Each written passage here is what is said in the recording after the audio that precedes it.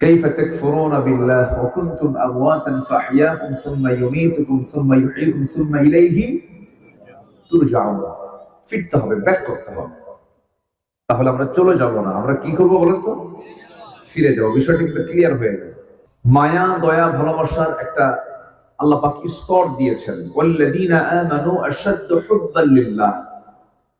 ঈমানদার যারা, তারা সবচেয়ে বেশি প্রিয় ভাববে, সবচেয়ে বেশি মহব্বত করবে কাকে? আসতে বলবেন না, কাকে? আল্লাহ। এতক্ষণের কথায় আমি যেটাকে ফাইন্ড আউট করতে চাচ্ছি সেটা হলো, সকল কিছুর ঊর্ধ্বে যাকে ভালোবাসার জন ভাবতে হবে, যিনি একমাত্র ভালোবাসার দাবিদার, তিনি কে? আসতে বলবেন না, তিনি কে? এখন আমরা যদি আল্লাহর কাহার এবং জব্বার এই আচরণ না নিয়ে যদি আমরা রহমান, গফফার, গফুরের আচরণ যদি নিতে চাই, তাহলে আমাদের আল্লাহর প্রিয় কিছু কাজ আমাকে আপনাকে করতে হবে। আল্লাহ তাআলা কোন কাজগুলোকে ভালোবাসেন, এই কাজের দিকে আমাদেরকে একটু খেয়াল করতে হবে। সে আল্লাহর প্রিয়ত্ব অর্জনে 15টা দিশা, 15টা করণীয় আজ আমরা শিখে যাব। জোরে বলি ইনশাআল্লাহ।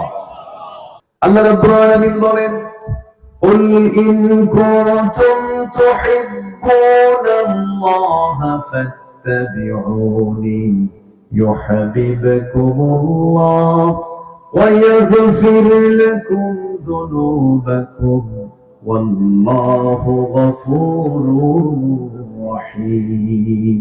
জোরে বলুন আল্লাহু আকবার। মুহাম্মদকে যদি ভালোবাসো, ভালোবাসা পাবে আমার লৌহ কলম লোভিবে, তোমরা মাটির পৃথিবী সেকঞ্চার সব পেয়ে যাবে। তোমার আদর্শের সাথে যদি নবীর আদর্শের যদি মিল হয়ে যায়, তোমার রাজনীতি, তোমার ব্যক্তিগত জীবন পদ্ধতি, তোমার কালচার, তোমার আচার আচরণ, তোমার পোশাক আশাক, তোমার সমস্ত চাল চলন যদি নবীর আদর্শের সঙ্গে যদি মিল থেকে যায়, এটা তোমার জন্য সঠিক দিন। আর যদি মিল না থেকে যায়, জেনে রেখে দিও তোমার সমস্ত আমলগুলো আবু লাহাবের হয়ে গেছে। ঠিক কিনা?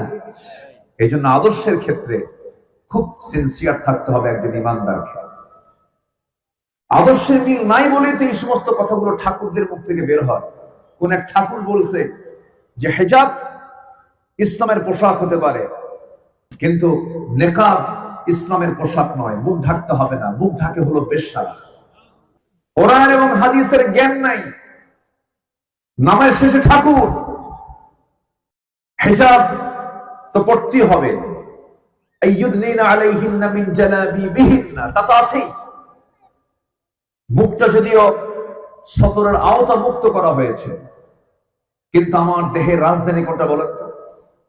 এই রাজধানী, আচ্ছা, একটা পুরুষ যখন একটা নারীকে দেখে আকৃষ্ট হয়, প্রথমে কি দেখে? চেহারা দেখে। কিন্তু ফিতনা থেকে বাঁচার জন্য নেকাবের প্রয়োজন আছে না নাই? ইফকের ঘটনায় সহিহ বর্ণনা, সিয়াসতের হাদিস, যখন আমার নবীর দায়িত্বপ্রাপ্ত সাহাবী সাফওয়ান রাদিয়াল্লাহু তাআলা আনহু যখন আম্মা জান আয়েশা সিদ্দিকা একা পেলেন, একা পাওয়ার সঙ্গে সঙ্গে তিনি দেখতে পেলেন এবং আম্মা জান আয়েশা সিদ্দিকা ভাবলেন পর্দার বিধান নাযিল হয়ে গেছে, সে তোমাকে দেখে ফেলবে। উনি ওনার কাপড় দিয়ে মুখটা ঢেকে ফেললেন। মুখটা কি করলেন? ঢেকে ফেললেন। তাহলে মুখটা ঢাকার ব্যাপারে ইসলামে কথা নাই। এই জাতীয় আজেবাজে কথাগুলো যারা বলে বেড়ায়, অবশ্যই একটা আইন আমার দেশে পাস হওয়া দরকার। কোরআন হাদিসের বিরুদ্ধে যারা বাজে কথা বলবে, চূড়ান্ত শাস্তি নিশ্চিত করা দরকার।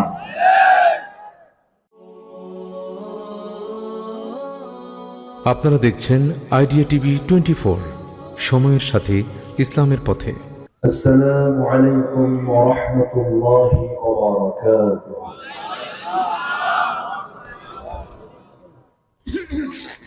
ইন্নাল হামদুলিল্লাহিল আকরাম الذي خلق الإنسان وكرمه وعلمه من البيان ما لم يعلم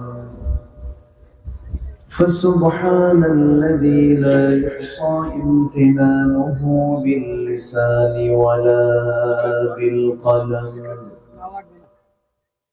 نشهد أن لا إله إلا الله وحده لا شريك له ونشهد أن سيدنا وحبيبنا ومولانا محمدا عبده ورسوله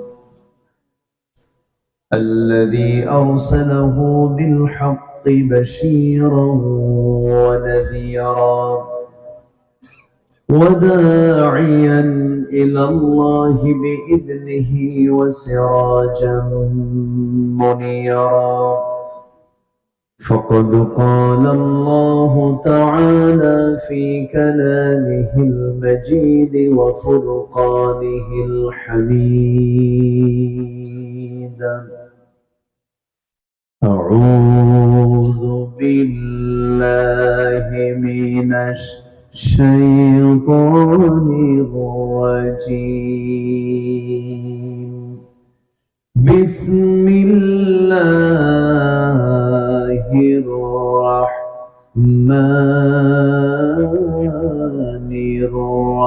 الرحيم إن الله وملائكته يصلون على النبي يا أيها الذين آمنوا صلوا عليه وسلموا تسليما اللهم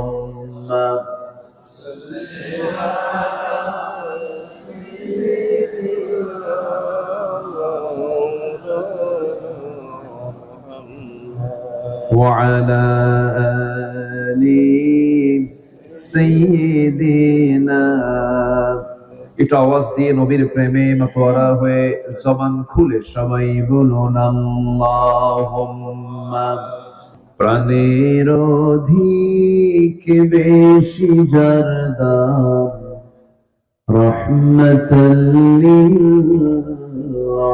আলামিন জানো কি তোমরা তাহার নাম রহমাতাল লিল আলামিন অসহায়ের বুকে যে জন গোপনে করে সওয়ার দরুদ পড়ে সুবহে ও শাম রহমাতাল লিল আলামিন জানো কি তোমরা তাহার নাম রহমাতাল লিল আলামিন গরিবেরে আহার দিতেন নিজে হয়ে রোজাদার নিয়মর ভালোবাসার খাম রহমাতাল লিল আলামিন জানো কি তোমরা তাহার নাম রহমাতাল লিল আলামিন আল্লাহুম্মা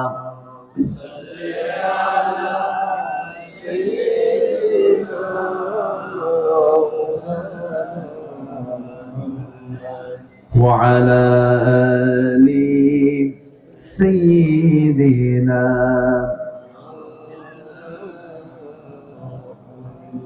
সবাই বলুন বালাগাল উলা বিকামালিহি কাশাফাত তুজা বিজামালিহি حسنت جميع خصاله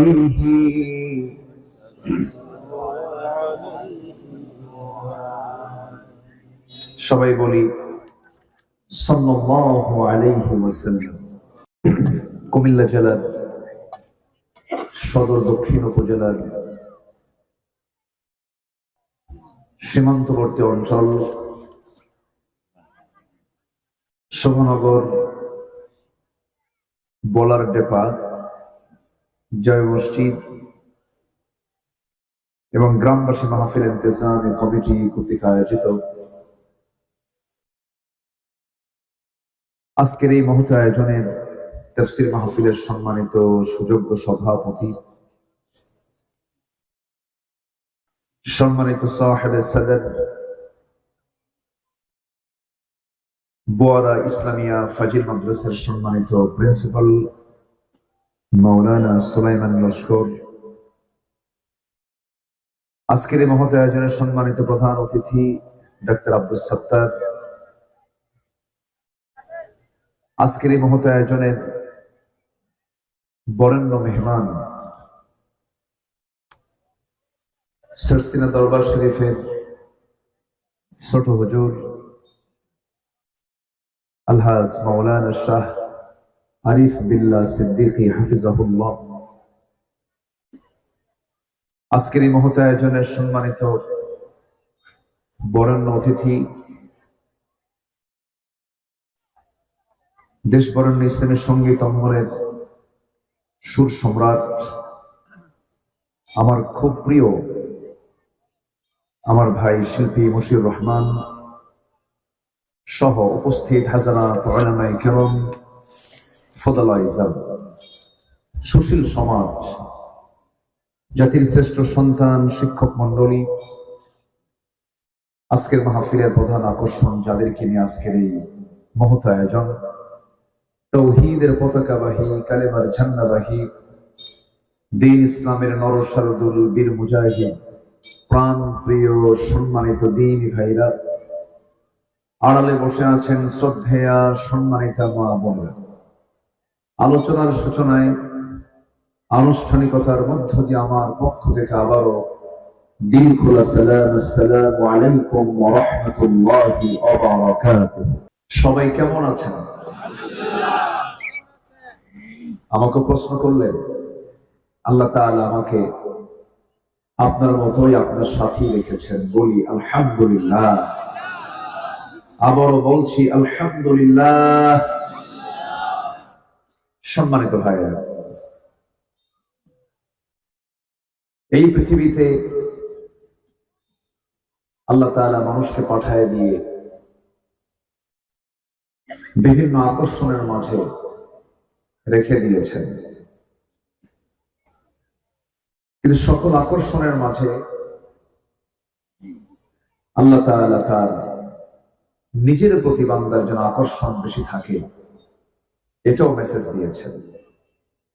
এবং এই দুনিয়ার এই জাগতিক জীবনে বসবাস করতে নিয়ে মায়া, দয়া, মোহাব্বত, ভালোবাসা এগুলো সৃষ্টি হয়ে যায়। এই সৃষ্টি, এই মায়া দয়ার মাঝে আবার সবার সাথে একটা বিয়োগ হয়ে একটি সময় আবার মানুষকে ফিরে যেতে হয় না চলে যেতে হয়? বলুন তো, ফিরে যেতে হয় না চলে যেতে হয়? ফিরে যেতে হয়। কারণ আমরা রূহের জগতে ছিলাম, তো এরপরে মার পেটে ছিলাম, আলমে জাহানে আসি, আলমে বারজাখে যাব, আবার ফিরে যাব কার সামনে? আল্লাহ তাআলা তো বলে দিয়েছেন ফিরে আসতে হবে তোমাকে। কাইফা তাকফুরুনা বিল্লাহ ওয়া কুনতুম আমওয়াতান ফাহইয়াকুম সুম্মা ইউমীতুকুম সুম্মা ইউহয়িকুম সুম্মা ইলাইহি তুরজাউন। ফিরতে হবে, ব্যাক করতে হবে। তাহলে আমরা চলে যাব না, আমরা কি করব বলেন তো?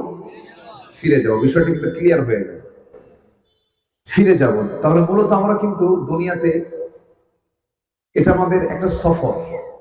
আমরা এসেছি, কাজটা শেষ হয়ে যাবে, আবার আমরা কি করব? ফিরে যাব। আমাদের বসত ভিটা কিন্তু জান্নাতে রেখে এসেছি আমরা। বসত ভিটা হচ্ছে আমাদের জান্নাত। আদম আলাইহিস সালাতু ওয়াস সালাম, হাওয়া আলাইহিস সালাতু ওয়াস সালাম, আমাদের আব্বা আম্মা, তারা জান্নাতে ছিলেন। এরপর আল্লাহ পাক ফাযাল্লাহুমা শাইতান কুলনা বিতু মিনহা জামিআন, আল্লাহ পাক তাদেরকে পাঠায় দিলেন। এরপর ওই যে তিনি আসলেন, এরপর থেকে দুনিয়াতে আমাদের বসবাস শুরু। কিন্তু আমাদের ফ্যামিলি ব্যাকগ্রাউন্ড, আমাদের বাপমার ব্যাকগ্রাউন্ড, যে আমরা সব কিসের মেহমান বলেন তো? জান্নাত। আমরা জান্নাতের আমাদের বাড়ি ছিল, আমরা সেই বাড়িতে আবার ফিরে যেতে চাই। সবাই রাজি আছেন তো ইনশাআল্লাহ? আচ্ছা, এই জন্য সকল মায়া, সকল মোহাব্বত, সকল ভালোবাসার মাঝে যাকে সবচাইতে বেশি প্রিয় মনে করতে হবে তিনি কে? আসতে বলবেন না, তিনি কে? আল্লাহ তাআলা। আল্লাহকে যদি আমি বেশি প্রিয় মনে করতে পারি তাহলেই আমার সফলতা। আর আল্লাহ যদি আমার বেশি প্রিয় না হন তাহলে আমার জন্য বড় বেকায়দা হয়ে যাবে। কারণ মায়া, দয়া, ভালোবাসার একটা আল্লাহ পাক স্তর দিয়েছেন। ওয়াল্লাযীনা আমানু আশাদ্দু হুব্বান লিল্লাহ। ঈমানদার যারা, তারা সবচেয়ে বেশি প্রিয় ভাববে, সবচেয়ে বেশি মহব্বত করবে কাকে? আসতে বলবেন না, কাকে? আল্লাহ। সেই মহান রবের প্রিয় যদি আমরা হতে চাই, সেই মহান রবের খুব নিকটতম যদি আমরা হতে চাই, তাহলে আমাকে সবার ঊর্ধ্বে আমার ভিতরে আল্লাহর ভালোবাসা আগে বদ্ধমূল করতে হবে, এটাকে প্রতিষ্ঠিত করতে হবে।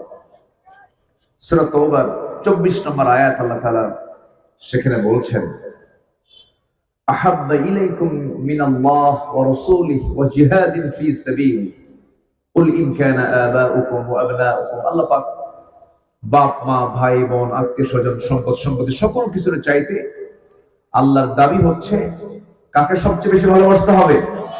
আল্লাহ। সে আল্লাহর প্রিয় বান্দা হতে হলে দুনিয়ার কিছু কিছু জিনিসের মধ্যে মায়া আছে, মহব্বত আছে, এটা আল্লাহ দিয়েছেন।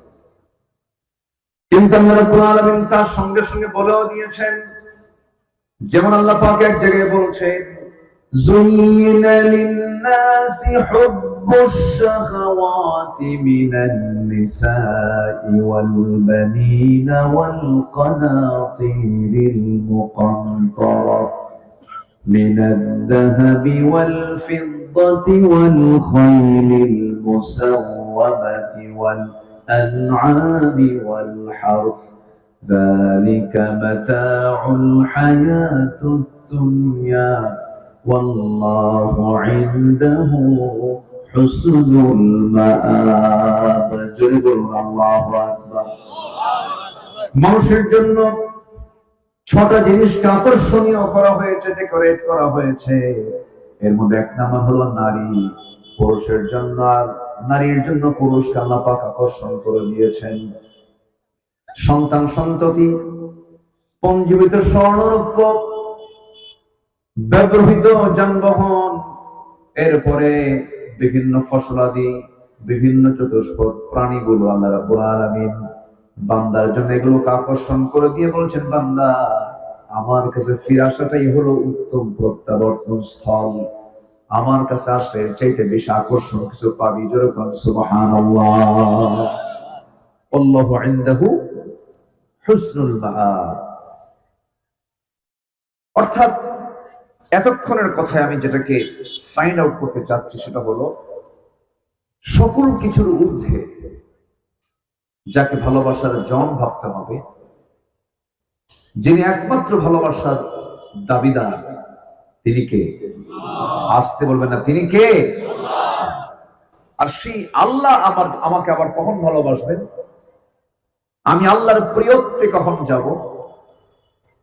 আল্লাহ পাক কোন আচরণ করলে পরে আমার সাথে সুন্দর আমাকে কিছু উপহার দিবেন, এবং আল্লাহ তাআলা আমার সঙ্গে সুন্দর আচরণ করে আমাকে জান্নাত দিবেন।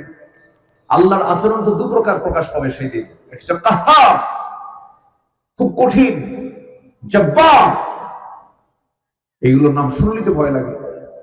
আবার তিনি রহমান, তিনি রাহিম। এখন আমরা যদি আল্লাহর কাহ্হার এবং জব্বার এই আচরণ না নিয়ে যদি আমরা রহমান, গফফার, গফুরের আচরণ যদি নিতে চাই, তাহলে আমাদের আল্লাহর প্রিয় কিছু কাজ আমাকে আপনাকে করতে হবে। আল্লাহ তাআলা কোন কাজগুলোকে ভালোবাসেন, এই কাজের দিকে আমাদেরকে একটু খেয়াল করতে হবে। সে আল্লাহর প্রিয়ত্ব অর্জনে 15 15টা দিশা, 15টা করণীয় আজ আমরা শিখে যাব। জোরে বলি ইনশাআল্লাহ। আমি 15টা দিশাই বলবো আজকে, করণীয় বলবো, কিন্তু ব্যাখ্যামূলক ভাবে বলার সময় আজকে আমি পাবো না, কারণ আমার বয়ানই হচ্ছে মাগরিব থেকে এশা পর্যন্ত। এরপর আরো বড় বড় মেহমান, বিশেষ করে আমার মশির রহমান ভাই, সুন্দর সঙ্গীত গান তিনি আপনাদের হৃদয়ে মানে খোরাক তিনি জুটাই দিবেন। আমাদের বড় একজন পীর সাহেব সরসিনা দরবার শরীফের আজকের মাহফিলের আকাঙ্ক্ষিত মেহমান তিনিও থাকবেন। আমি সংক্ষিপ্তের সময় যতটুকু পারি আমি বলার চেষ্টা করব। জোরে বলি ইনশাআল্লাহ। সম্মানিত ভাইরা, আল্লাহর প্রিয়ত্ব অর্জন 1 নম্বর হচ্ছে আনুগত্য, ইত্তেবা। আনুগত্যের জন্য নির্দিষ্ট করতে হবে মূলত দুজনকে। আনুগত্য হবে 1 নম্বর কার? আসতে বলবেন না, কার? নাম্বার 2 হচ্ছেন মুহাম্মদ সাল্লাল্লাহু আলাইহি ওয়াসাল্লাম। এই দুজনের আনুগত্য লাগবে। তবে আনুগত্যের আবার ধরন আছে। আমি যদি আমার নবীর আনুগত্য করে ফেলি, আমি আল্লাহর ভালোবাসা পেয়ে যাব। যেরকম সুবহানাল্লাহ। নবীর আনুগত্য করলে কার ভালোবাসা পেয়ে যাব? আল্লাহর ভালোবাসা পেয়ে যাব। কন্ডিশনটা কি? আল্লাহ পাক শর্ত জড়িয়ে দিয়েছেন। খুব কমন আয়াত, যারা আমরা একটু ইসলাম নিয়ে একটু রিসার্চ করি, যারা প্র্যাকটিস করি ইসলাম নিয়ে, যে সমস্ত মুসলমান, তাদের এই সমস্ত আয়াতগুলো মুখস্থ থাকার কথা। এটা ছোট্ট মিলে আমার সঙ্গে সবাই বলুন। আল্লাহ রাব্বুল আলামিন বলেন, قل إن كنتم تحبون الله فاتبعوني يحببكم الله ويغفر لكم ذنوبكم والله غفور رحيم। জোরে বলুন আল্লাহু আকবার। कि मोहम्मद से वफा तूने तो हम तेरे है, ये है जहां चीज है क्या लौह कलम तेरे है। मोहम्मद के যদি ভালোবাসো, ভালোবাসা পাবে আমার লৌহ কলম লোভিবে তোমরা, মাটির পৃথিবী সেকঞ্চার সব পেয়ে যাবে। আর তোমার আদর্শ যদি নবীর আদর্শের সঙ্গে না মিল হয়, তোমার আদর্শের পরিপন্থী যদি, তুমি যদি নবীর আদর্শের পরিপন্থী, তুমি যদি অন্য কোন আদর্শকে লালন করো, সেই দিকে লক্ষ্য করে আল্লামা ইকবাল আরেকটা জায়গায় বলছেন, বেমুস্তাফা বরসানে খাহিশ রাকিদিন হামিনাস अगर बेवाने रसीदे तमाम गुल हमीअस्त। তোমার আদর্শের সাথে যদি নবীর আদর্শের যদি মিল হয়ে যায়, তোমার রাজনীতি, তোমার ব্যক্তিগত জীবন পদ্ধতি, তোমার কালচার, তোমার আচার আচরণ, তোমার পোশাক আশাক, তোমার সমস্ত চাল চলন যদি নবীর আদর্শের সঙ্গে যদি মিল থেকে যায়, এটা তোমার জন্য সঠিক দিন। আর যদি মিল না থেকে যায়, জেনে রেখে দিও তোমার সমস্ত আমলগুলো আবু লাহাবের হয়ে গেছে। ঠিক কিনা? এই জন্য আদর্শের ক্ষেত্রে খুব সিনসিয়ার থাকতে হবে একজন ইমানদারকে। আদর্শের মিল নাই বলেই তো এই সমস্ত কথাগুলো ঠাকুরদের মুখ থেকে বের হয়।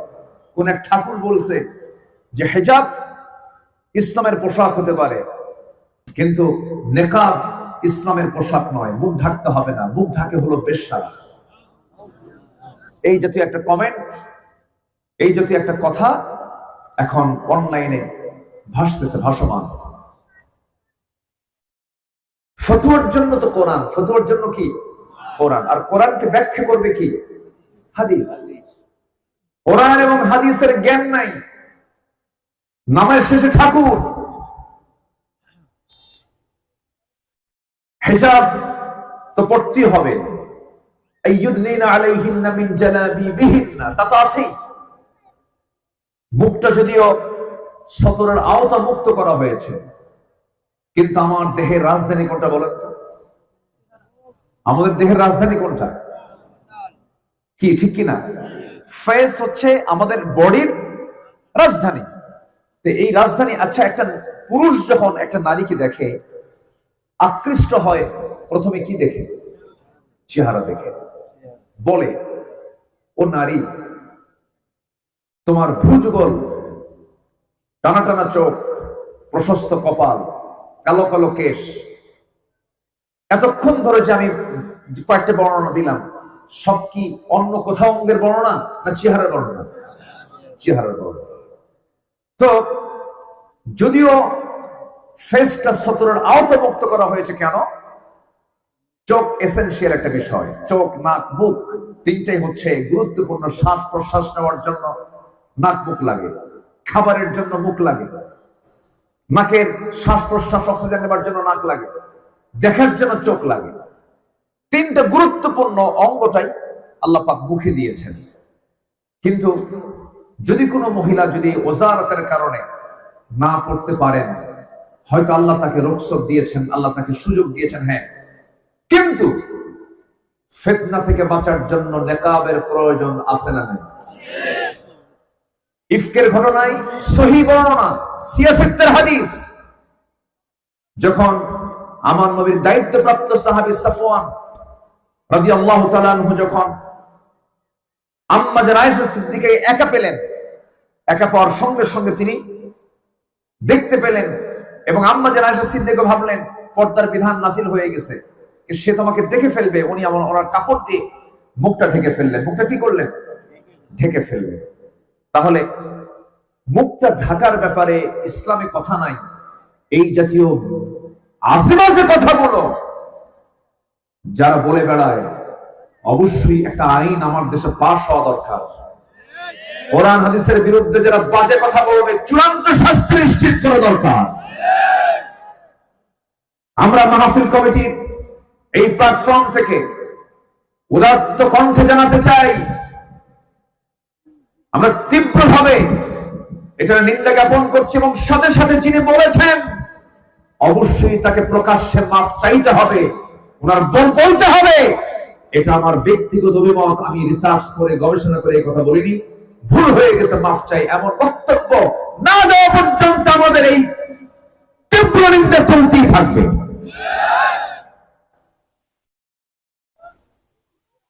ও সিহারা দেখতে ভালো লাগে না? আমার মা ইজ্জতের সম্মানের দাম আছে না নাই? যে পুরুষ অন্যের বউকে নিজের মার মতো না মনে করবে, অন্যের সম্পদকে অপ্রয়োজনীয় না মনে করবে এবং অন্যের জীবনকে নিজের জীবনের মতো না মনে করবে, সে মানুষই না, সে মানুষই না। আমার কথা কি বুঝতেছেন ভাই? আমি তো আপনার ভাষায় কথা বলতে পারি না, আপনাদের কুমিল্লার ভাষা একটু আলাদা। আমার কথা বুঝতেছেন তো? আচ্ছা, আমি আজ থেকে আরো 21 বছর আগে শ্রীপুর আসছিলাম। আমার মাহফিল অঙ্গন শুরুর সময় বলা চলে। 21 বছর আগে শ্রীপুরে প্রফেসর ফারুক জগন্নাথ ইউনিভার্সিটির এক লেকচারার, সে তখন ছাত্র জীবন, আমার জুনিয়র, তার দাওয়াত আমি এসেছিলাম। আমি এলাকায় আসছি বহু, কালীবাজার, তারপরে চুয়ারা, নোয়াপাড়া আসছিলাম। খুব ভালো লাগে আপনাদের এই সঙ্গটা আমার জন্য খুব স্মৃতিময়, আলহামদুলিল্লাহ। কিন্তু সামনে গেলেই তো আর কিছু খুঁজে পাওয়া যায়। একটা বর্ডার আছে না? হ্যাঁ, একটা বর্ডার আছে। বর্ডার আছে যেখানে ঝামেলা আছে, সেখানে কি বিসিডিসি আছে নাকি আশেপাশে? আছে? ভালো, বিসমিল্লাহ কয়ে খাবে নাকি? কি বলবো? সীমান্ত মানেই সেখানে কিছু ক্রাইম, সেখানে কিছু নেগেটিভিটি কিছু থাকে। 2018 সালে আমার একবার জেলখানায় যাওয়ার সৌভাগ্য হয়েছে। কথা বুঝলেন কি আপনারা? অনেক অভিজ্ঞতা তো নিতে হয়। 2018 সাল মানে কোন আমলে বুঝতেছেন তো? ভিতরে গেছিলাম তো, একজন বেচারি জেলখানায় ঢুকলো, সে নামাজও পড়ে। আমি নামাজ ওই লকারে লক আপ যখন করা হতো, ভিতরে আমরা জামাত করে নামাজ পড়তাম। আমার খুব ভক্ত, সে খুব ভালোবাসে, আমার ওয়াজও শোনে, আমার ওয়াজ কিছু মুখস্থ ওয়াজগুলো সে আমাকে বলেও মাঝে মাঝে। ভাবছিলাম যে মনে হয় কোন একটা একটা ইল্লিগাল মামলায় তাকে মনে হয় জড়ানো হয়েছে। আমি একদিন তাকে জিজ্ঞাসা করলাম, ভাই আপনার মামলা কি? হুজুর, আমার মামলা যেটা, এটা আমি খাই না, আমি মানুষকে খাওয়াই। তো বললাম কি কি মামলা? হুজুর ইয়াবা। কি কথা কি বুঝতেছেন? আছে নাকি আশেপাশে? আছে। তাহলে ওয়াজ তো দরকার মনে হয় একটু। আমার দাওয়াত দেন আর না দেন, আমার তো হক কথা বলতে হবে তো। আসতে কম কেন? ভিক্ষা করে খান। ভিক্ষা যদিও হারাম না, কিন্তু নিন্দনীয়। তালাক এবং ভিক্ষা এটা জায়েজ, কিন্তু নিন্দা, একদম মানে নিকৃষ্ট হালাল। নিকৃষ্ট হালাল হচ্ছে দুটো জিনিস, একটা হচ্ছে ভিক্ষা করা, আর এটা কি? তালাক দেওয়া। ভিক্ষা করে খান তাও ভালো, কিন্তু এগুলো করবেন না। একটা মানুষের জীবনকে নষ্ট করে দিবেন না। আপনি জানেন আপনার নেশার, এই নেশার সাপ্লাইয়ের কারণে কত মানুষ খুন হচ্ছে আপনার কারণে। খুনের সাথে শুধু শুধু খুনে জড়িত না, যেখানে নেশা আছে সেখানে নারী আছে, জেনা আছে। যেখানেই নেশা সেখানেই জেনা, যেখানেই জেনা সেখানেই খুন। নেশা, জেনা এবং খুন যমজ, তিনটা জিনিস যমজ। একটার সঙ্গে একটা সম্পর্ক আছে না নাই? মানে আপনি এই সমস্ত কারবার করা মানে আপনি জেনাকে উস্কায় দিচ্ছেন, আপনি খুনের পথকে সহজ করে দিচ্ছেন, এবং এগুলো হারাম। এগুলো কি বলেন? আপনার এই সম্পদ টিকবে না। আপনি যা করবেন আপনি, এটা আপনার টিকবে না, এটা আপনার হেরে যাবে, থাকবে না। মাছ মারতে যায়, জাল ভরে মাছ ওঠে, কিন্তু যে মাছ পাত্রে তোলে ওই পাত্র গেলাকে কি বলে? ডুলা। ডুলা ডুলা আচ্ছা, ডুলা বলে যে ডুলার তলা নাই। মাছ মারছে অনেক, কিন্তু তলাই নেই, মাছ থাকবে? তো আপনি মাল কামাই করলেন, ইয়াবা বেচা, হারাম পন্থে বহু কামাই করছেন, কিন্তু হারামের কোনো তলা নাই। হারামের কোন, দেখবেন আপনার ছেলের পেট ফুটা হয়ে গেছে, আপনার বইয়ের আরেক জায়গায় অপারেশন করা লাগতেছে। এইগুলো করতে, এই ফুটা বন্ধ করতে করতে আপনার সব শেষ হয়ে যাবে। হারামের কোন বরকত আল্লাহ পাক কখনো দেবেন। আল্লাহ তুমি সকল নেশা থেকে, সকল প্রকার সুদের কারবার থেকে, অসামাজিক কর্মকাণ্ড থেকে তুমি আল্লাহ এই এলাকাবাসীকে হেফাজত করো। শোভানগরে অশোভন কিছু চলবে না। শোভা মানে কি? সৌন্দর্য। শোভানগর মানে কি? অশোভনীয় কিছু চলবে এখানে? শোভানগরে অশোভন কোনো কাজ চলবে না। এটাকে প্রতিহত করার জন্য যুব সমাজকে এগিয়ে আসতে হবে। যুব সমাজ নিজেও নেশা করবা না, কাউকে নেশা করার মতো কোনো পরিবেশ তৈরি করতে দিবা না। দেখবা তুমি অনেক ভালো আছো, অনেক ভালো আছো তুমি। আল্লাহ কবুল করুন। জোরে বলি আমি। মনে হয় একটু কষ্ট দিয়ে ফেললাম, কষ্ট পেল, আমার কিচ্ছু করার নাই, আমাকে বলতে হবে তো কথা। তাছাড়া আপনি মামলা দিবেন একদিন আমার বিরুদ্ধে আদালতে, আখিরাতে আপনি মামলা দিবেন, আমি সেই মামলায় ফেসে যাব। অতএব আমার দায়িত্ব কি? আমাকে বলা, আমাকে বলতে হবে। সম্মানিত ভাইরা, নামাজ পড়ে, রোজা রাখে, ইয়াবার কারবার করবেন, এটা কেমন কথা? বলতেছে হুজুর আমি নামাজ 5 ওয়াক্ত পড়ি, আমি খাই না, আমি খাওয়াই। দেখছেন কত বড় বদমাইশ এটা? এগুলো করা যাবে না। আমার বন্ধুগণ, 1 নম্বর হলো আনুগত্য করতে হবে। আল্লাহর প্রিয় বান্দা হওয়ার জন্য আল্লাহর আনুগত্যের বিকল্প কিছু নাই। আমার আল্লাহর আনুগত্য কেন করব না? আমার আল্লাহ দিতে কি কোনো কৃপণতা করেছেন নাকি? আমাকে কিছু, আমাকে যা কিছু দিয়েছেন কোনো কিছুতে কৃপণতা করেন নাই। দেখার জন্য চোখ দিয়েছেন, শোনার জন্য কান দিয়েছেন, স্বাদের জন্য জিহ্বা দিয়েছেন, কথা বলার জন্য পানির রস দিয়ে জিহ্বাকে সিক্ত করে রেখে দিয়েছেন। সুন্দর করে আল্লাহ রাব্বুল আলামিন মাথা থেকে পা পর্যন্ত এমন সুন্দর করে বানায় দিয়ে বলছেন, বা নফি আনফুসিকুম, নিজের দিক তাকা, ফালা তুবসিরুন, তোর কি চোখ নাই? আমি তোর কি দিলাম না? সব দিয়ে দিয়েছি। মাথা থেকে পা পর্যন্ত আল্লাহ পাক যা কিছু দিয়েছেন অতুলনীয়, পৃথিবীর কেউ এটা চাহিদা পূরণ করতে পারবে না। আমাদের দেহে যে ডিএনএ আছে, এই ডিএনএ তার মোট দৈর্ঘ্য হলো 2000 কোটি কিলোমিটার। এরপরে পৃথিবী থেকে সূর্য পর্যন্ত 50 বারেরও বেশি বার আসা যাওয়া করলে যে দূরত্ব হবে, এই পরিমাণ ডিএনএ এর দৈর্ঘ্য। যেরকম সুবহানাল্লাহ।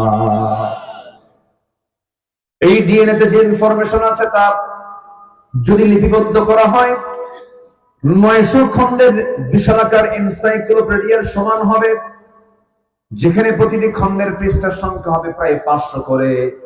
একজন মানুষের দেহের ডিএনএ এত বড় ফিরিস্তি, সুবহানাল্লাহ বলবেন না? আমাদের দেহে মোট কোষের সংখ্যা হলো 37.2 ট্রিলিয়ন।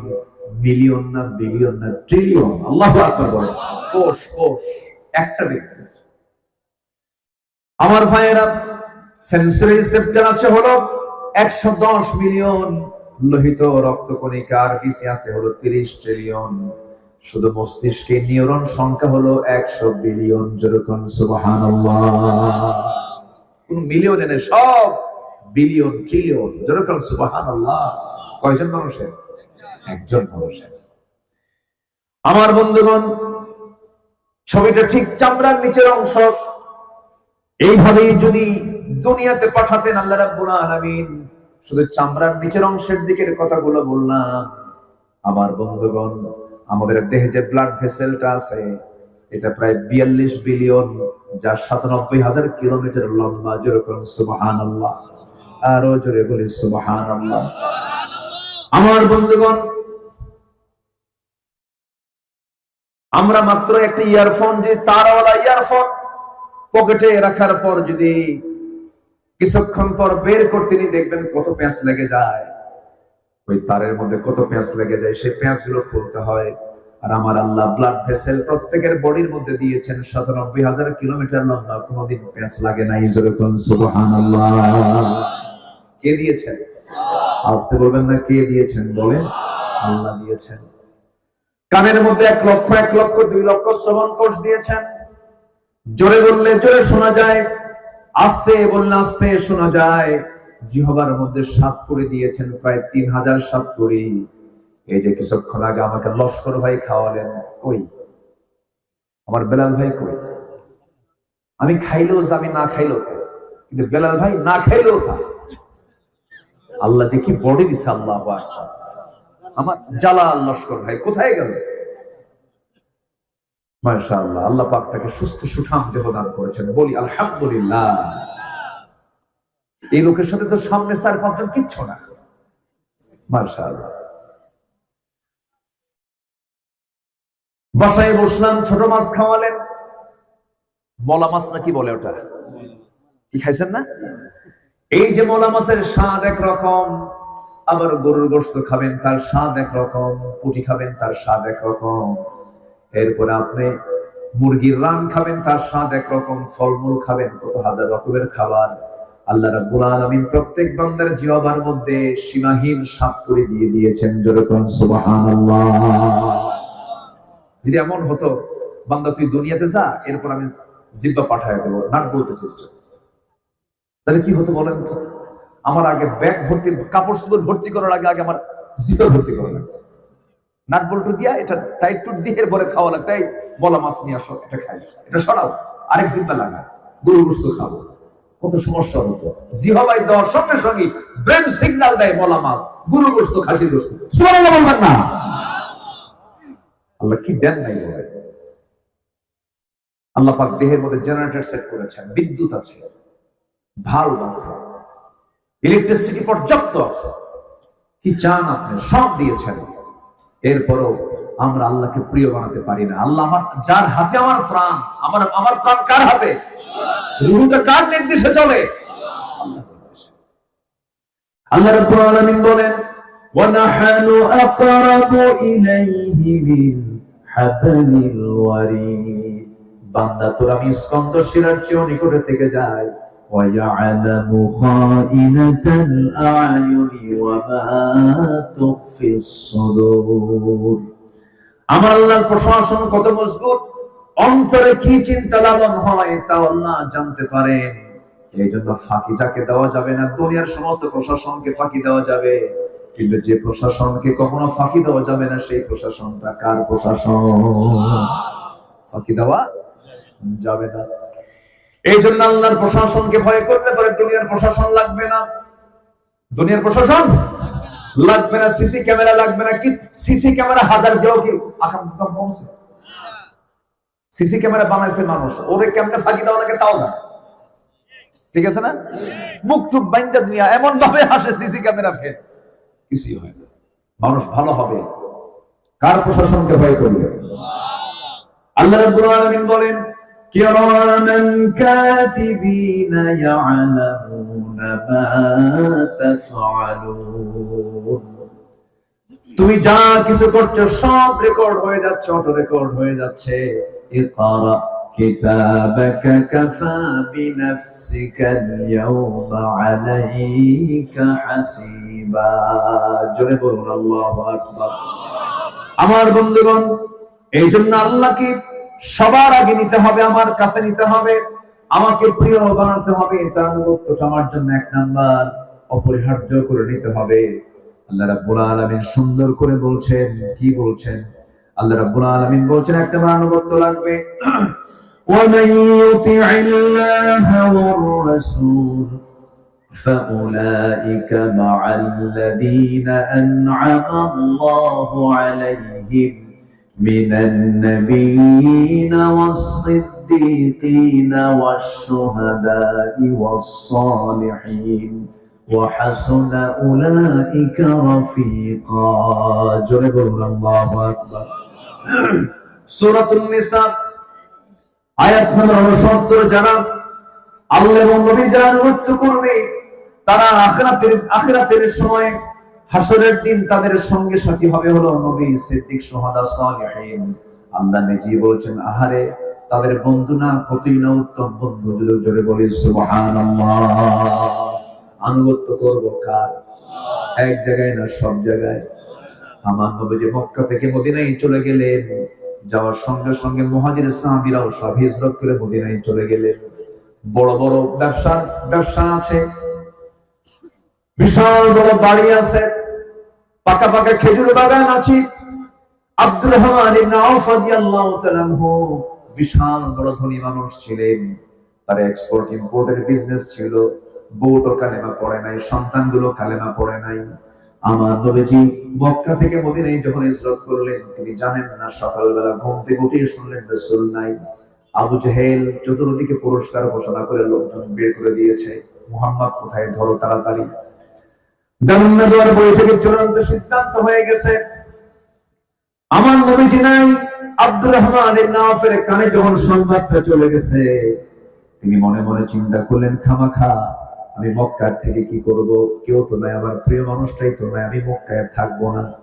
ব্যবসার চাবি অন্য কাউকে বোঝায় দিলেন না, ব্যবসার চাবি ব্যবসার জায়গায় রেখে দিয়া, বউকে বউয়ের জায়গায় রেখে দিয়ে, সন্তানকে সন্তানের জায়গায় রেখে দিয়া, সবকিছু ক্লোজ করে তিনি আস্তে করে তিনি মক্কা থেকে মদিনার দিকে চলে আসলেন। নবীর সামনে গিয়ে যখন হাজির হলেন, আমার নবীজি হিজরত করতে 9 থেকে 10 দিন লেগেছিল। 9 থেকে 10 দিন লেগেছিল। 3 দিন 3 রাত ছিলেন একটা গুহার মধ্যে। সবার তো কম বেশি জানা আছে। ওই লম্বা ঘটনায় যাব না, মূল বিষয়টা বলতে চাচ্ছি, আনুগত্য কাকে বলে। আমার নবীজি মদিনায় চলে গেছেন। আব্দুর রহমান ইবনে আওফ জান্নাতের সংবাদ পাওয়া 10 জন সাহাবীর মধ্যে একজন অন্যতম। আব্দুর রহমান ইবনে আওফ আশারে মুবাশশিরের সাহাবী ছিলেন তিনি। আমার নবীজি মদিনায় যখন গেলেন, তার কয়েকদিন পর তিনি মদিনায় গিয়ে পৌঁছলেন। নবীর সামনে, মসজিদের সামনে ইতিমের মতো একাকী বসে থাকেন, কেউ নাই, তার পাশে চেনা জানা কেউ নাই। আমার নবীজি বলেন আব্দুর রহমান, তোমার মনটা কেন খারাপ? এই জায়গায় বসে আছো, তোমার খুব কষ্ট হচ্ছে মনে হয়, সব করে কি আসছো, তোমার কি কষ্ট হচ্ছে না? মুস্কে হাসি মেরে বলছেন ইয়া রাসূলুল্লাহ, কষ্ট হবে কেন? যেখানে আমি আল্লাহকে পেয়েছি, যেখানে আমি রাসূলকে পেয়েছি, আমার জীবনে কোনো কষ্ট বলতে কিছু নাই। জোরে বলুন সুবহানাল্লাহ। আমার রাসূল বলছেন আব্দুর রহমান, তোমার তো বউ নাই, বাচ্চা নাই, ব্যবসা নাই, সব তুমি ছুঁয়ে চলে আসছো, তোমার কি আফসোস হয় না? তিনি বলছেন ইয়া রাসূলুল্লাহ, দুনিয়ার সকল কিছু এক পাল্লায় দেন, আর আমার আল্লাহ এবং আপনি রাসূলকে এক পাল্লায় দেওয়া হোক, আমার চোখে এটাই বেশি ভারী। যেরকম সুবহানাল্লাহ। নবী আমার বড় খুশি হয়ে গেলেন। আমার নবীজি বললেন আব্দুর রহমান, তুমি কি জানো? কি হুজুর বলেন? তোমার ওই যে বিশাল বড় একটা প্যালেস ছিল, বড় একটা বাড়ি ছিল, সেই বাড়ি আমি শুনলাম আবু জেহেল নাকি দখল করে নিয়েছে। মুস্কে মুস্কে হাসি মেরে বলছে ইয়া রাসূলুল্লাহ, আবু জেহেল দখল করেছে আমার দুনিয়ার বাড়ি, আর আমি দখল করতে চাই জান্নাতের বাড়ি। যেরকম সুবহানাল্লাহ, আরো জোরে বলে সুবহানাল্লাহ। আগে হৃদয়কে সেট আপ করতে হবে কার জন্য? হৃদয়কে সেট আপ দিতে হবে কার জন্য? আল্লাহর জন্য। বলতে হবে কি? সবাই বলেন, ইন্না সালাতি ওয়া নুসুকি ওয়া মাহইয়ায়া ওয়া মামাতি লিল্লাহি রাব্বিল আলামিন। সবাই বলুন, ইন্নী ওয়াজ্জাহতু ওয়াজহিয়া লিল্লাযী ফাতারাস সামাওয়াতি ওয়াল আরদা হানিফান ওয়া মা আনা মিনাল মুশরিকিন। জোরে বলুন আল্লাহু আকবার। আমার ভাইয়েরা, আমার নবীজি এরপর বলছেন, আব্দুর রহমান একটু দেরি করো। এক আনসার সাহাবীকে ডাক দিয়ে বলছেন, আনসার সাহাবী এদিকে আসো। এই আব্দুর রহমান তো আমার খুব প্রিয় সাহাবী, দেখো তো এর জন্য কিছু করা যায় নাকি? সেটা এতটুকুন বলেছেন। আনসার কাকে বলে? আনসার মানে যারা সাহায্য করে। হুজুর আপনি চিন্তা করবেন না, দেখি কি করা যায়। সাহাবীকে আব্দুর রহমান ইবনে আওফকে ঘোড়ার পিঠে উঠালেন। মদিনার সবচেয়ে বড় বড় দুইটা খেজুর বাগান দেখায় বলছেন, আব্দুর রহমান ভাই, দুইটা বাগান তোমাকে দেখালাম, কোন বাগান তোমার পছন্দ? আল্লাহ পাক আমাকে দুইটা বাগানের মালিক বানায় দিয়েছেন, যেটা তোমার পছন্দ হবে এই মুহূর্তে তোমার নামে দলিল হয়ে যাবে। যেরকম সুবহানাল্লাহ। আব্দুর রহমান ইবনে আওফ মুস্কি মুস্কি হাসি মারলেন। তিনি তো বড় ধনী মানুষ ছিলেন, সম্পদের সব মজা তিনিও নিতে পেরেছেন। এবার বলছে, আব্দুর রহমান বলছেন, আর কি দিবা বলো? এবার তিনি বলছেন, কি দিবা বলো, আমাকে কি দিয়ে সন্তুষ্ট করো, আর বলো কি কি দিবা। এবার বলছে, আমি জানি মদিনার কোন মেয়ের বাবা আপনার সঙ্গে কেউ বিয়ে দেবে না, আপনার ঘর নাই, বাড়ি নাই, টাকা নাই, পয়সা নাই, অতএব আল্লাহ পাক আমাকে দুইটা স্ত্রী দান করেছেন, দুটো স্ত্রীর মধ্যে আমি যে কোনো একটা স্ত্রীকে তালাক দেব। তালাক দেওয়ার পর আমার বউটা আপনি আপনার বউ বানায় নিবেন। চিন্তা করেন কি পরিমাণ তাদের মধ্যে ভ্রাতৃত্ব কাজ করেছে। দিন তেমনি বিজয় হয় নাই। মুহাজির আনসারদের সম্পর্কটা ছিল বড় গভীর। যেরকম সুবহানাল্লাহ। আবার মাঝে মাঝে একটু ভুল বোঝাবুঝি হয়েছে, হয় নাই তা না। হুনাইন যুদ্ধ থেকে আমার নবীজি ফিরে আসতেছিলেন। হুনাইন যুদ্ধ, যুদ্ধের কিছু গনিমতের মাল পেলেন। যুদ্ধরব্দ মালগুলো পাওয়ার পরে আমার নবীজি করলেন কি, যুদ্ধরব্দ মালের মধ্যে কিছু প্রাণীও ছিল, ছাগল ছিল, ভেড়া ছিল, উট ছিল, দুম্বা ছিল। এই সমস্ত জিনিসগুলা আমার রাসূল মুহাজিরদের মধ্যে সব ভাগ করে দিলেন। আনসারদেরকে দিলেন না কিছুই। আনসার সাহাবীদের মধ্যে কয়েকজন একটু মাথা উঁচু করে বলা বলে শুরু করলো, আমাদের নবী তো মুহাজিরদের সঙ্গে মিশিয়ে গেছেন, একই রক্ত একই দেশ, মিশিয়ে গেছেন। কি মিশিয়ে গেছেন? এমন জাতীয় কথা যখন নবীর কানে আসলো, মন তো খারাপ হওয়ার কথা। কি হওয়ার কথা না? আমার নবীজি শুনলেন, কিন্তু আমার নবীজি মনক্ষুণ্ণ হলেন না। এদিকে ডিপলি মাথায় নিলেন না। নেতৃত্ব কাকে বলে, নেতা কাকে বলে দেখেন। আমার রাসূল যে নেতাও ছিলেন। এবার আমার রাসূল করলেন কি, ওই আনসার সাহাবীদেরকে সামনে নিয়ে বলছেন, হে আমার আনসার সাহাবীরা শোনো, হুনাইন যুদ্ধের পরে যে সমস্ত গনিমতের মাল, যুদ্ধলব্ধ মালগুলো ছিল, সেই যুদ্ধলব্ধ মালগুলো আমি, কেউ ভেড়া, কেউ উট, কেউ দুম্বাগুলো আমি মুহাজির সাহাবীদের মাঝে বন্টন করে দিয়েছে। তারা এগুলো নিয়ে চলে গেছে। তাদের ঘরে তারা উট, দুম্বা, ভেড়া সব নিয়ে চলে গেছে।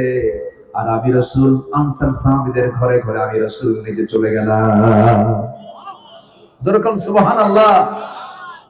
সাহাবীদের ভাঙ্গা মন কি হয়ে গেল? চাঙ্গা হয়ে গেছে একদম। হুজুর আমাদের কোনো দুঃখ নাই। যেরকম সুবহানাল্লাহ। নেতার গুণ দেখছেন? আমার নবী যদি ইচ্ছা করলে খেপে যেতে পারতেন, বলতে পারতেন, আমার সিদ্ধান্তের বাইরে তোমরা কেন কথা বলো? তা বলেননি। আমি মুহাজিরদেরকে আমি ছাগল, ভেড়া, উট, দুম্বা দিয়ে বিদায় করছি, আর তোমাদের ঘরে আমি রাসূল নিজে ঢুকে পড়লাম। আমি আছি তোমাদের সাথে।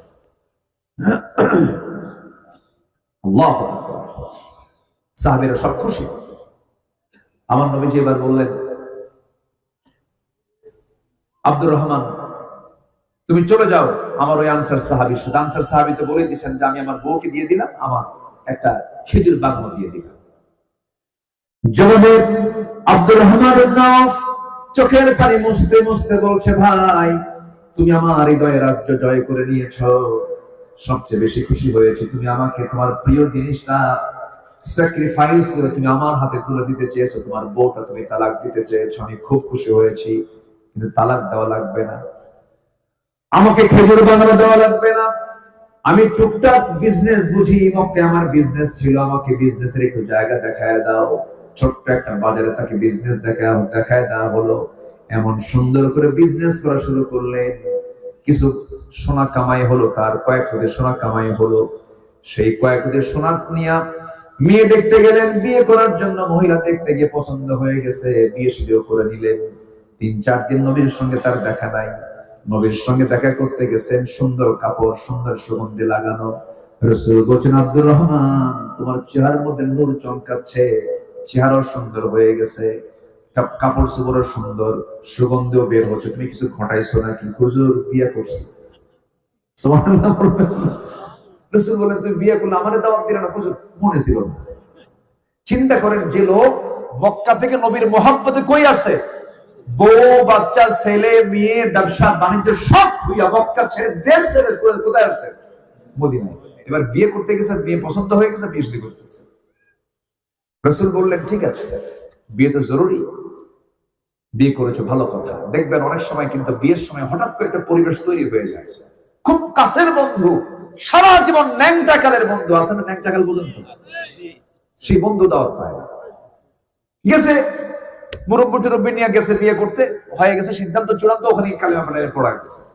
ন্যাংটাকালের বন্ধু শুনে কয়, তুই একটা হারামি রে। এই কথা কি বুঝছিস না? তুই আমারে বললি না কেন? দোস্ত আমি গেছিলাম, বেকায়দায় পড়ে গেছে, বিয়ে হয়ে গেছে। এরকমই হয়, এটা অবহেলা নয়। রাসূল বলছেন, আব্দুর রহমান যে কাজটা করছো ভালো, বিয়ে তো জরুরি, বিয়ের দরকার আছে না নাই বলেন তো? আজকে বিয়ের দরকার আছে না নাই? আজকে সমাজে বিয়ে বেশি না জেনা বেশি? নিজের বউ বেশি না অন্যের বউ বেশি? অন্যের বউর দিকে নজর বেশি, মানে কুত্তা নজর। যেরকম নাউযুবিল্লাহ, বলে কি নজর? কুত্তা নজর, কুকুর নজর, শুকুরের মতো নজর। নিজের বউ ভালো লাগে না। আজকের পরকীয়ার পরিমাণটা খুব মহামারী আকার ধারণ করেছে, প্রচন্ড ভয়ঙ্কর চিত্র এটা।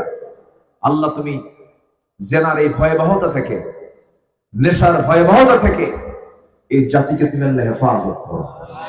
জোরে বলি আল্লাহুম্মা আমিন, আরো জোরে আল্লাহুম্মা আমিন।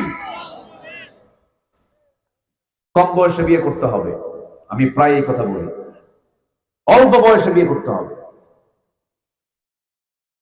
বিয়ের জন্য কোন শিক্ষা, বয়স, ক্যারিয়ার গঠন এগুলো শর্ত না। বিয়েটা হচ্ছে প্রয়োজন। বিয়েটা কি? দুপুরবেলা খাবার খেয়েছেন, রাতে খাবার দরকার আছে না নাই?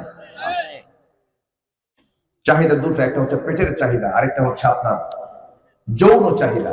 এটা একটা চাহিদা। তো আমি ওপেনলি কথা বলছি, আজকের এই পর্নোগ্রাফির দুনিয়াতে, উলঙ্গ দুনিয়ায় আজকে একটা কুকুর শুকুরের গায়ে তাও চামড়া টামড়া আল্লাহ না, মানে চামড়া ঢেকে দেওয়ার জন্য আল্লাহ পাক কিছু কি বলে পশম টসম দিয়ে ঢেকে দিয়েছেন।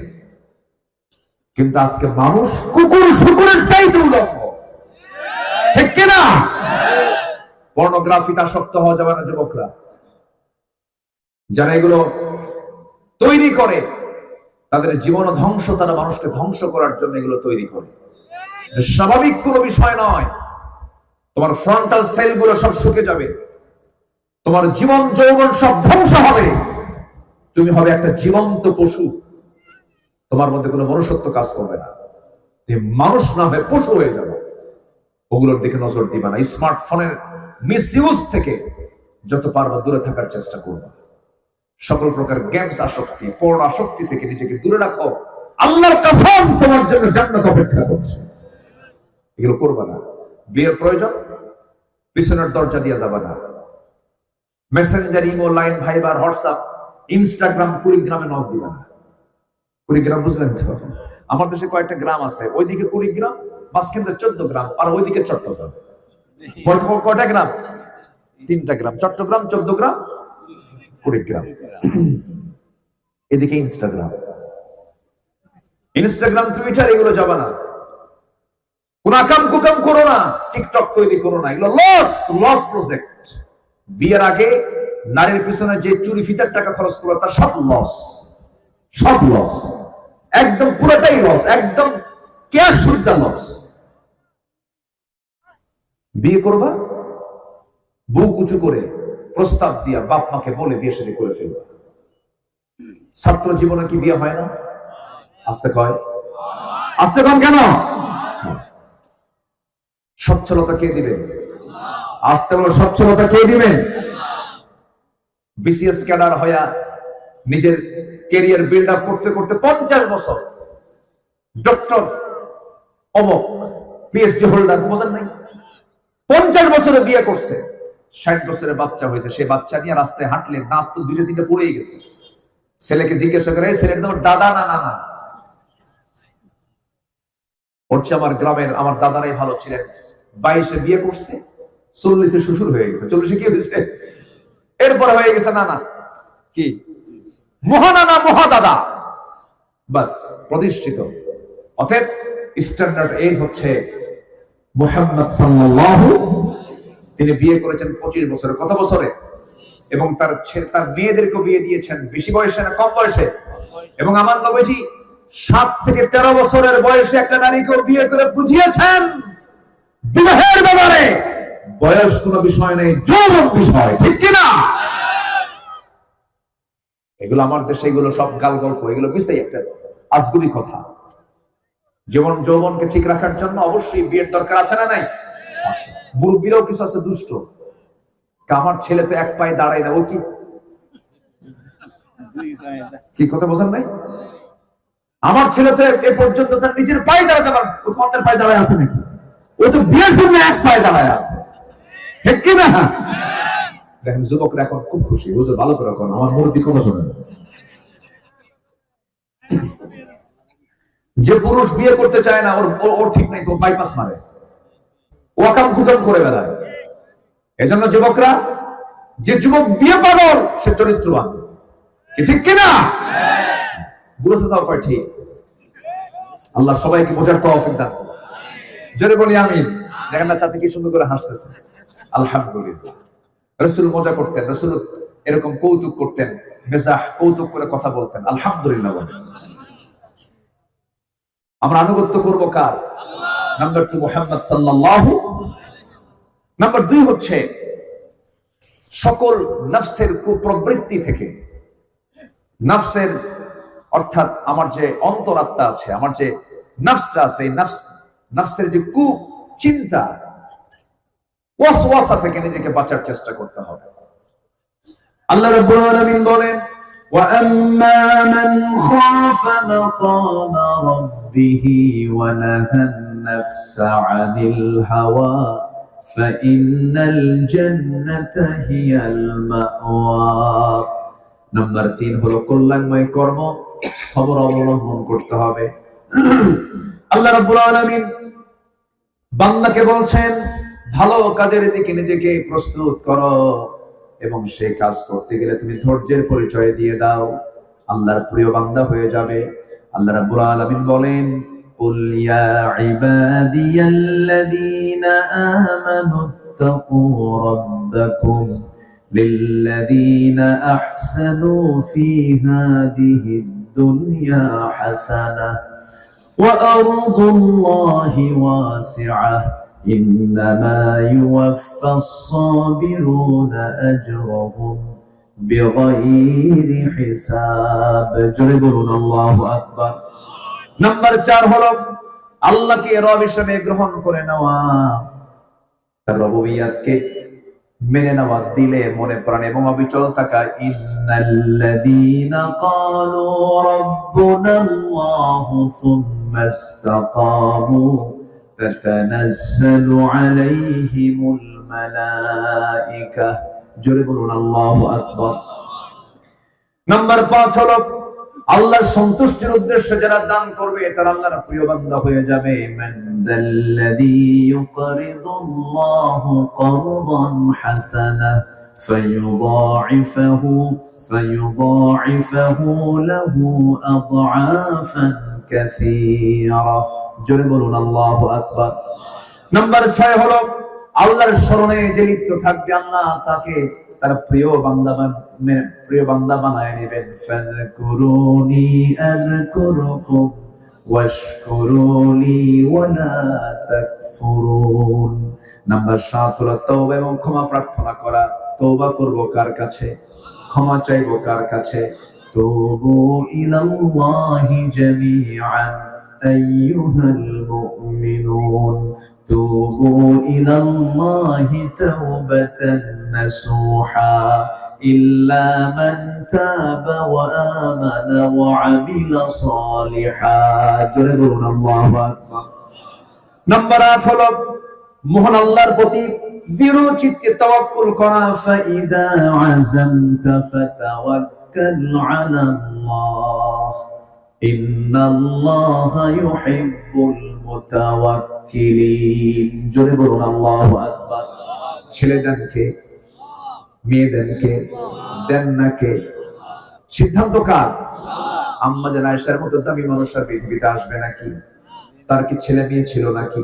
পোড়া কপাল, পোড়া কপাল না। খাদিজার মতো মা দুনিয়াতে আসবে নাকি? ছেলের সন্তান 3টা দেওয়ার পরে শৈশবে আল্লাহ পাক নিয়ে চলে গেছেন।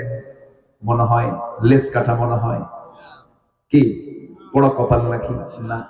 এরপর আসিয়ার মতো মানুষ যার কপালে ফিরআউনের মতো একজন স্বামী জুটেছিল, কিয়ামত পর্যন্ত কোনো মহিলার এমন জঘন্য স্বামী হবে না। আসিয়ার মনে হয় পোড়া কপাল না। মেয়ের মতো নারী একজন দামি মহিলা, আল্লাহ রাব্বুল আলামিন তাকে স্বামী দিলেন না, পোড়া কপাল নাকি? তাহলে দামি দামি 4 জন নারীর কথা বললাম, তারা কি দুনিয়াতে তাদের এরকম গ্যাপ ছিল না? শূন্যতা ছিল না? ভরসা কার উপরে? আল্লাহর উপরে ভরসা করবো আমরা। নাম্বার 9 হলো পবিত্রতা অর্জন করা। আল্লাহ তাদেরকে অত্যন্ত প্রিয় মনে করে ভালোবাসেন। ইন্নাল্লাহা ইউহিব্বুত তাওয়াবিনা ওয়া ইউহিব্বুল মুতাতাহহিরিন। নাম্বার 10 হলো কৃতজ্ঞতা প্রকাশ করা। কৃতজ্ঞতা প্রকাশ করলে পরে আল্লাহ পাক সবচেয়ে বেশি খুশি হয়ে যান, খুব খুশি হন। লাযীদান্নাকুম। আল্লাহু আকবার। এখানে আলেম ওলামা যারা আছেন, কৃতজ্ঞতা প্রকাশ করে আল্লাহ পাক এত খুশি হন, এই আয়াতটাতে প্রমাণ। وَإِذْ تَأَذَّنَ رَبُّكُمْ لَئِنْ شَكَرْتُمْ لَأَزِيدَنَّكُمْ وَلَئِنْ كَفَرْتُمْ إِنَّ عَذَابِي لَشَدِيدٌ। শুকর নিয়ামতা তাযফুর কুনাত, কুফর নিয়ামতা বিরুন কুনাত। শুকর আদায় করবা, লাযীদান্নাকুম, অবশ্যই বাড়ায় দেব তোর প্রতি নিয়ামত। আল্লাহু আকবার বলেন। নাম্বার 11 হলো আল্লাহর ভালোবাসায় ক্রন্দন যারা করবে আল্লাহ পাক তাদেরকে ভালোবাসেন। ইদা তুতলা আলাইহিম আয়াতুর রাহমানি খাররু সুজদান ওয়া বুকিয়া। জোরে বলুন আল্লাহু আকবার। নাম্বার 12 হলো সালাতের প্রতি যারা যত্নবান হবে, আল্লাহর সামনে যারা বিনম্র হয়ে দাঁড়াবে, আল্লাহ পাক তাদেরকে খুব ভালোবাসবেন, তাকে প্রিয় বানায় নেবেন। হাফিযু আলাস সালাওয়াতি ওয়াস সালাতিল ওয়ুসতা ওয়া কুমু লিল্লাহি কানিতিন। জোরে বলুন আল্লাহু আকবার। নাম্বার 13 হলো আল্লাহর পথে জ্ঞান অর্জনে দৃঢ় থাকা। যে ব্যক্তি জ্ঞানী হয়, শয়তান তাকে কখনো অ্যাটাক করতে পারে না। মূর্খের কাছে শয়তান গিয়ে অ্যাটাক করে, কিন্তু জ্ঞানীকে কখনো শয়তান ধরতে পারে না। এইজন্য আল্লাহ পাক আগে যে হুকুমটা দিয়েছেন, মূর্খ হও না, জ্ঞানী হও। কি পড়ো পড়ো পড়ো, কার নামে? আল্লাহর নামে। আল্লাহ রাব্বুল আলামিন বলেন, ইয়ারফা'িল্লাহু আল্লাযীনা আমানু মিনকুম ওয়াল্লাযীনা উতুল ইলমা দারাজাত ওয়াল্লাহু বিমা তা'মালুনা খাবীর। জোরে বলুন আল্লাহু আকবার। নাম্বার 14 হলো সৎকর্মশীল যারা হবে আল্লাহ পাক তাদেরকে ভালোবাসেন। ওয়ালা তুফসিদু ফিল আরদি বা'দা ইসলাহিহা ওয়াদউহু খাওফান ওয়া তামাআন ইন্না রাহমাতাল্লাহি করিবুম মিনাল মুহসিনিন। জোরে বলুন আল্লাহু আকবার। সর্বশেষ 15 নম্বর, আল্লাহর প্রিয় বান্দা হওয়ার জন্য যেটা দরকার সেটা হলো ইনসাফ এবং ইহসান। এই দুইটা পথ অবলম্বন করা, ইনসাফ এবং ইহসান। ইনসাফ এবং ইহসান, ইনসাফও থাকতে হবে, ইহসানও থাকতে হবে। অর্থাৎ বিচারে অত্যন্ত ন্যায়নিষ্ঠ হয়ে ইনসাফ ভিত্তিক সব জায়গায় পরিবেশ তৈরি করতে হবে। আবার যারা অসহায় তাদের জন্য আমরা দয়া করব, সবার সহানুভূতিশীল হবে, এটাকে ইহসান বলা হয়। আল্লাহ রাব্বুল আলামিন একটা আয়াত দিয়েছেন গোটা কোরআনের মধ্যে সবচেয়ে মজবুত আয়াত, সবচেয়ে বিস্তৃত আয়াত। ইন্নাল্লাহা ইয়া'মুরু বিল আদলি ওয়াল ইহসান ওয়া ইতা'i যিল কুরবা ওয়া ইয়ানহা 'আনিল ফাহশাই ওয়াল মুনকারি ওয়াল বাগি ইয়া'iদুকুম লা'আল্লাকুম তাযাক্কারুন। জোরে বলুন আল্লাহু আকবার। সেই ইনসাফ আমার দেশে কি কায়েম আছে? আজ থেকে কায়েম আছে? ইনসাফ কায়েম থাকলে শরীফ ওসমান হাদির হত্যাকারী বের হতো না? আজ থেকে বের হতো না? বের হতো না? অবশ্যই বের হতো। কেঁচো খুঁড়তে সাপ বের হবে। তবে টুডে এন্ড টুমরো শরীফ ওসমান হাদির বিচার বাংলার জমিনে হবে। জোরে বলে ইনশাআল্লাহ। যে জাতির মধ্যে হাদি তৈরি হতে পারে, আবু সাইদ মুগ্ধ তৈরি হতে পারে, সেই জাতিকে কেউ তাবেদার করে, গোলাম করে কোনদিন টিকে রাখতে পারবে না। আমরা গোলামের জিঞ্জির থেকে আমরা আজাদ হতে চাই, ঠিক কিনা? বাংলার জমিনে ইনসাফ ভিত্তিক সমাজ, রাষ্ট্র কায়েম হোক। সবাই কি চান? কারা কারা চান? দুই হাত উঁচু করে দেখান মুসলমান।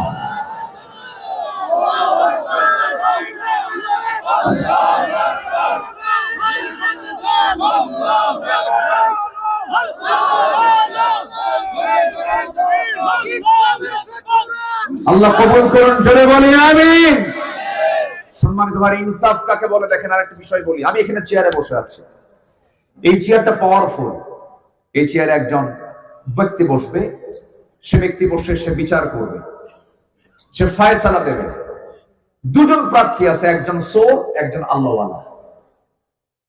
আপনার দায়িত্ব কি চোরকে বসানো না আল্লাহওয়ালাকে বসানো? নামাজিকে বসানো না বেনামাজিকে বসানো? চরিত্রহীন না চরিত্রবান?